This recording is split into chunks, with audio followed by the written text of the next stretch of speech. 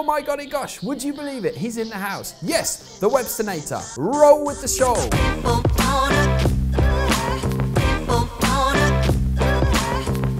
Paul Webster, thank you very much for joining us in the studio. Thanks for having me.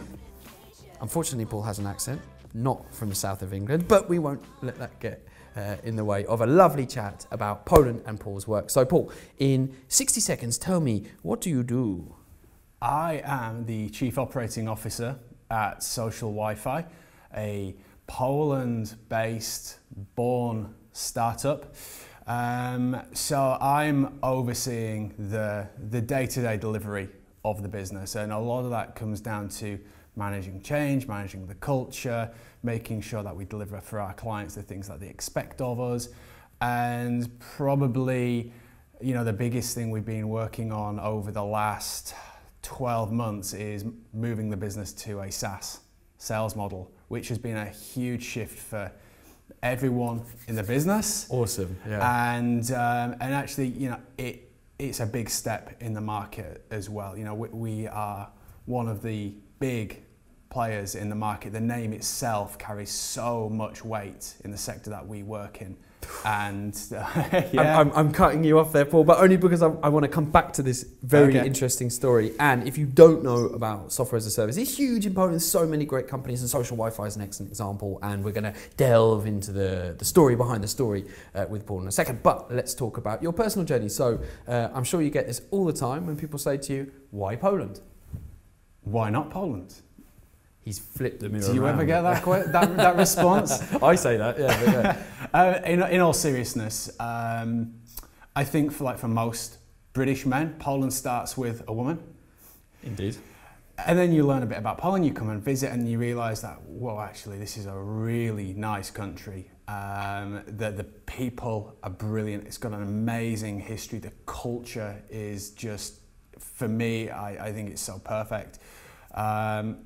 And surprisingly, a lot of people back in the UK are surprised when I say this, the climate for me is spot on. Like 30-degree summers, ice cold winters, perfect. Yeah, okay, that's interesting because the last 3 months have been kind of draining for the weather. If you're watching this in the summer, then just pretend that's not going to happen. So tell us how it is and who it was that you met that brought you here to Poland then. Let's go into the actual story. Well, my girlfriend Sonia and I, we moved from, Shouts out to Sonia. She's definitely watching. Thanks, Sonia. Thanks for bringing me here. But it was actually my idea to come here. It was me that wanted to come to Warsaw. She's from Gdynia by the north coast. And I said, look, I've visited Warsaw so many times. I really see a future for us there. I think economically it's going in the right direction. She was like, why Warsaw? What's so great about that? And I was like, when was the last time you actually went? And she said, like 13 years ago. And that's kind of a typical Polish attitude, I think, like Poland's still how it was 15 years ago. So we came here, we came for one of the World Cup qualifiers, and we spent the weekend in the city. She was like, oh, actually, yeah, a lot has changed. It's really nice. And that's how we came to being here. How did your family react to the news when you guys have finally decided? Oh, my mum cried, which was expected. My dad was quite laissez-faire about it, but one of my sisters has already emigrated to Australia, so this is a less of a step compared to what Nicola went through. Yeah. Shouts out to Nicola as well, if you're watching this in Australia. So what did those first few months look like? Because did you have a job at that point? Yeah, so I'd been speaking with Arta, the CEO at Social WiFi. He's probably watching. Hi, Arta.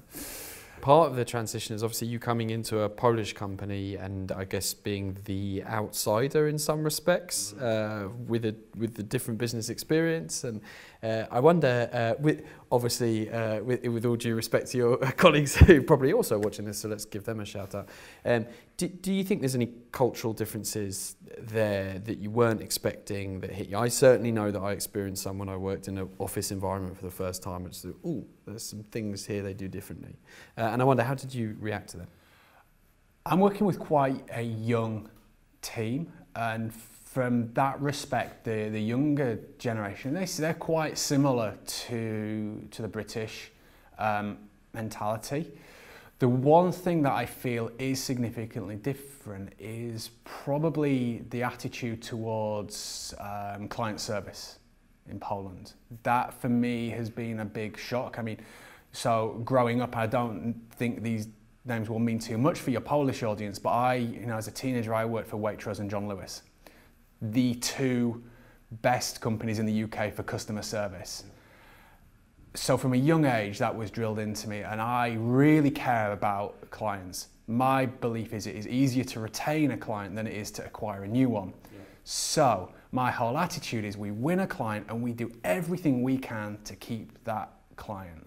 We look after them. And whereas I feel in Poland, that attitude is more transactional. It's take their money, sign them up, take their money, the contract's signed, let's see how things, let's check back in 2 years. Yeah. Maybe not to that extreme, but that kind of attitude, like we'll sell that, move on.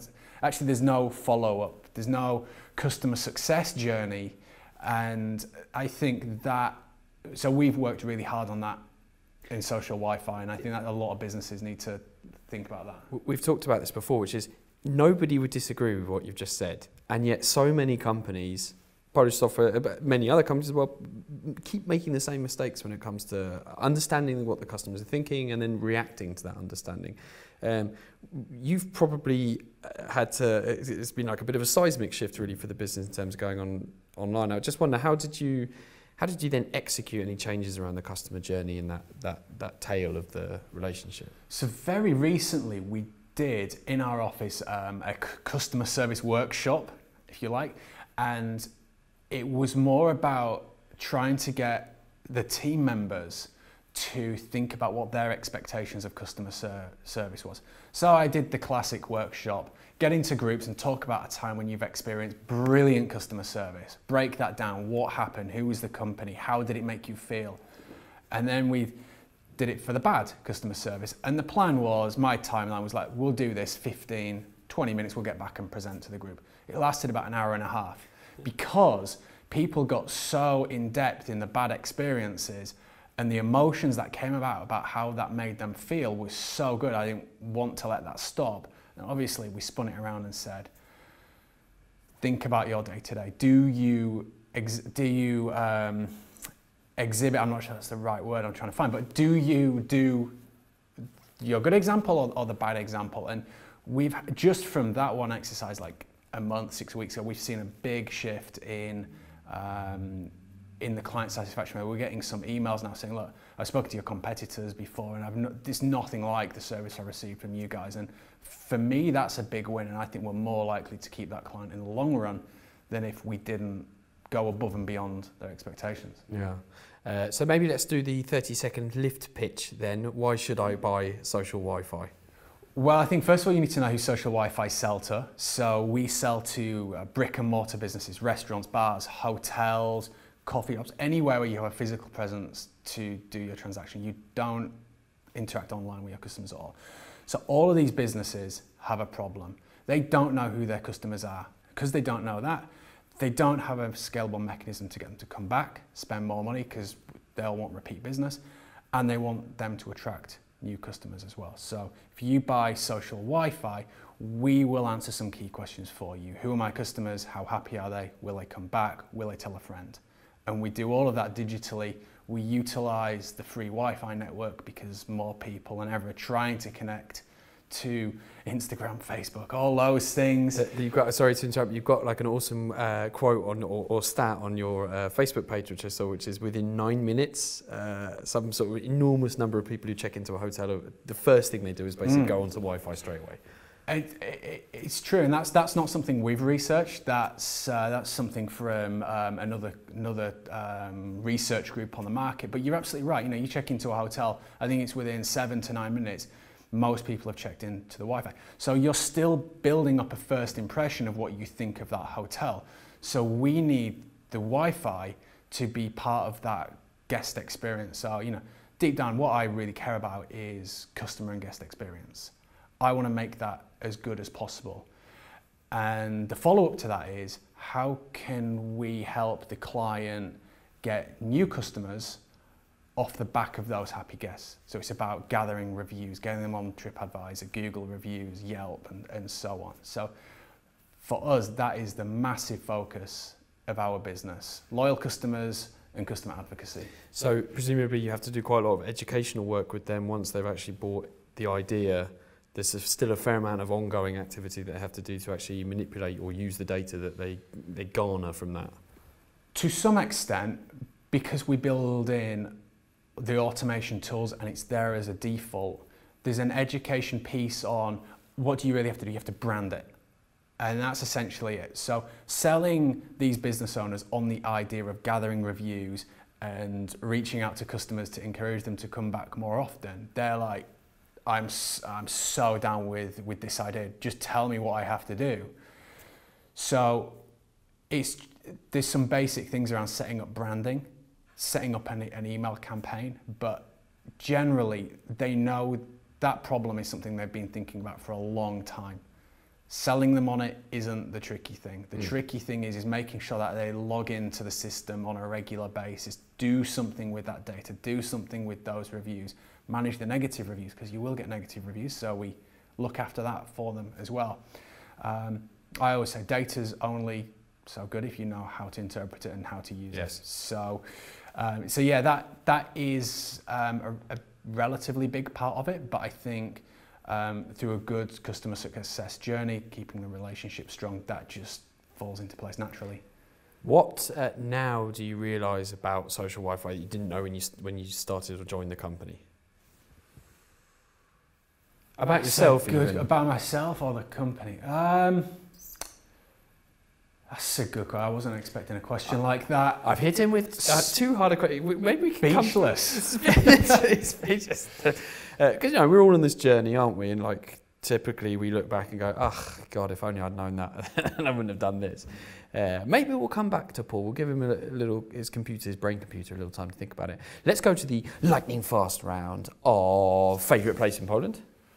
Warsaw, although Piotrkowska Street in Łódź is a close second. Hasn't it got amazing?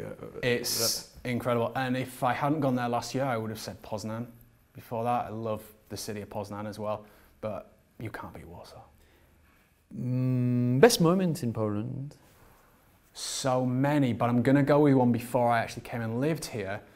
I was in the National Stadium the night the football team qualified for the World Cup. Oh, I love it. I'm now going to tell a small anecdote of my own, which is when Kuba Błaszczykowski scored the goal against Russia in Euro 2012. Was it 2012? Yeah. It was just the most amazing moment of all time. Favourite restaurant, favourite food? Favourite restaurant, there is an absolutely brilliant restaurant on Nowy Świat doing traditional Polish food. I can't remember its name. Maybe you can link it below later. I don't know. Check the link. Let's see if Paul can find it later for us, because I don't know which one he's talking about. But you can't go wrong with some good traditional Polish pierogi. Pierogi, but what filling? This restaurant does a duck filling, which interesting. I can't find in any shops anywhere else. But for me, the trick for me to good pierogi is sour cream, caramelized onions, and you've got to be fried. Heaven on a plate, man. We're doing lunch after. Fried versus boiled is a debate that we can't get into for reasons of... Is it a controversial topic? It is way too controversial to touch. It's a hot potato, or you could say it's a hot pierogi. What about learning the Polish language? Because what I very much admire about you is that you're actually doing it, rather than a lot of people who frankly speaking, can't be bothered. The problem I have is, in my office, everyone speaks English, so I don't get to practice in the office that much. There's a girl that I work with who's learning English, so she'll speak to me in English, I'll speak back to her in Polish, which is, it's really good for speaking a language, but my big problem is hearing it. The speed is so quick, and then you miss a word and you start panicking. Yeah. For me, it's a respect thing. If I was in the UK and someone came to the UK to live and they didn't speak English, or they didn't try to speak English, I think I'd be upset. So for me, it's a big respect thing. And I've noticed that you get a lot further with Polish people and Polish businesses if you at least try and then admit when you've just reached the limit, especially in the urgent. They really seem to up their game if you speak a bit of Polish. You've literally got the key to unlock the hearts of so many office workers and government workers. But it is difficult, but it's a great challenge. I enjoy it. I 100% agree with Paul, and if you agree with Paul, you can write in the comments. Now let's talk about Polish history, which is something I know you're super interested in, and I've done a couple of things on that in the past as well. Polish history is kind of slightly unknown in the UK. Would you agree with that? And what was your experience when you found out about the story of Poland? I think internationally, not just in the UK, I think there's a misconception about Poland. I don't think people know too much about its history. They know the high level things, Second World War, communism, that's probably about it. But then when you delve deeper into, especially the last 110 years, for me that's really fascinating. The struggles over the last century, one of the reasons I really love Warsaw is there's so many things you can do, and from a museum and historical point of view, you can learn so much. And when you learn about things like the Warsaw Uprising, when you learn that the Warsaw that you see today 70 years ago was just flattened to rubble. There was, there probably nothing above 25 foot high remains, and for me that adds to the beauty of Warsaw, and it makes me appreciate it a lot more. And for me personally, leads to a greater level of respect for the country, for the people that live here. We think we had it tough in Britain with the Blitz and things like that, but you compare it to what Poland's gone through, it's night and day really. And a recommendation to anyone that comes to Poland is to go and spend a day at Auschwitz and get yourself a guided tour, because that will change your perspective on not just Polish history but just life in general. That is a massive thing.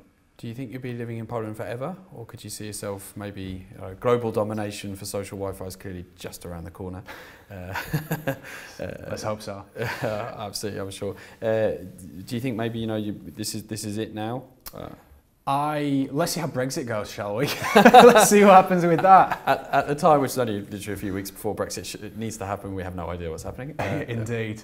I want to make Poland my home. In fact, me and Sonia have just bought our first house in Poland, so we're putting down some roots, as we'd say in the UK.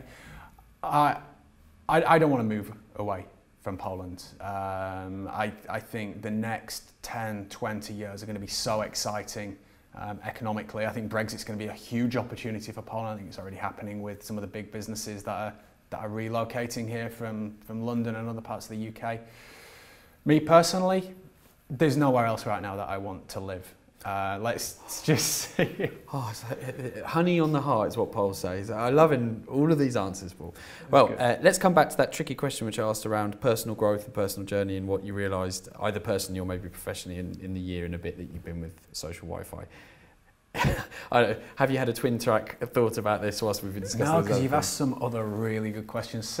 Tell you what, we'll give Paul the opportunity to reply to that in the comments section of this film, wherever you find it, okay? So we'll either post it for you so you can come back to us on that. That works better for me. That's the kind of customer service I love to give our wonderful guests. That's why I call him the Websternator, because he's been absolutely awesome on this sofa, and I wish we had another half an hour to go really in depth into some of the things he's done with Social Wi-Fi, but it's the end of the program, I'm afraid, my friends, which means you know what you need to do next, which is share this mofo post anywhere you find it, be it Facebook, Instagram, LinkedIn, Twitter, YouTube, Snapchat, and I believe there's something called TikTok, which is very popular now amongst the young people. See you next time for the next episode of Hi Polska. Pow!